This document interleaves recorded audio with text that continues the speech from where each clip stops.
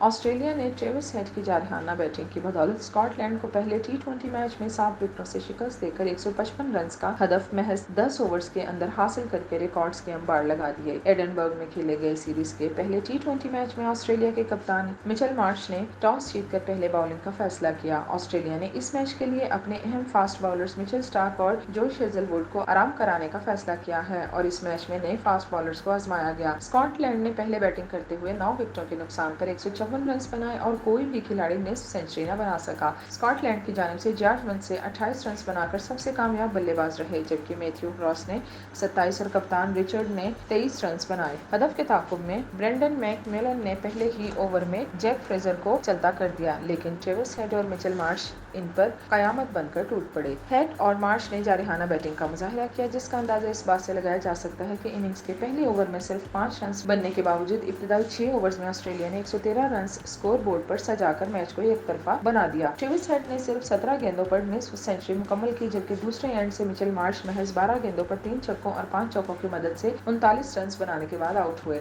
تاہم اصل جارحانہ انداز ٹریوس ہیڈ نے اپنایا اور صرف 25 گیندوں پر 80 رنز کی اننگز کھیلی، جس میں 12 چوکے اور 5 چھکے شامل تھے۔ آسٹریلیا نے صرف 9.4 اوورز میں 155 رنز کا ہدف حاصل کرکے میچ میں 7 وکٹوں سے کامیابی حاصل کرنے کے ساتھ ساتھ نئے عالمی ریکارڈ بھی بنا دیے۔